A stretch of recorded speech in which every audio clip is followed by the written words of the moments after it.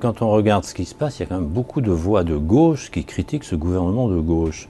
Est-ce que le Parti socialiste est à la hauteur dans cette situation? Et qu'est-ce qu'il fait? À quoi il sert? Vous savez, c'est un grand classique. Maintenant, j'ai l'âge de pouvoir parler de ce qui se passait auparavant. Vous ne pensez pas qu'à l'époque de François Mitterrand, le Parti socialiste n'était pas critiqué par l'extrême gauche, le Parti communiste et les écologistes à l'époque qui n'étaient pas au gouvernement, que le gouvernement de Lionel Jospin et de la gauche plurielle n'était pas critiqué, y compris au sein même du gouvernement. Bon, c'est la différence entre la gauche et la droite. La gauche est parlementaire, la droite est bonapartiste. On est derrière le chef. À gauche, on n'est même pas être derrière le chef. On critique, mais au moment décisif, on se rassemble.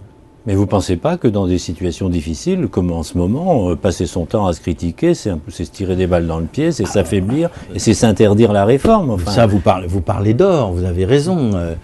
C'est un vrai sujet. Je crois que nos amis ne comprennent pas que nous ne sommes pas dans une période de croissance, où en fin de compte, il faudrait se chamailler sur le surplus, sur ce qu'on peut distribuer. Aujourd'hui, il faut reconstruire la France. C'est une véritable renaissance. Ça nécessiterait, et je le dis souvent au Bureau national du Parti socialiste, que l'on distingue, un peu de distinction, si je peux m'exprimer ainsi, entre l'essentiel et l'accessoire. Alors, justement, on parle, il y a eu des questions sur le remaniement éventuel du gouvernement, mais il y a aussi des questions sur le Parti socialiste, comme le disait Michel tout à l'heure.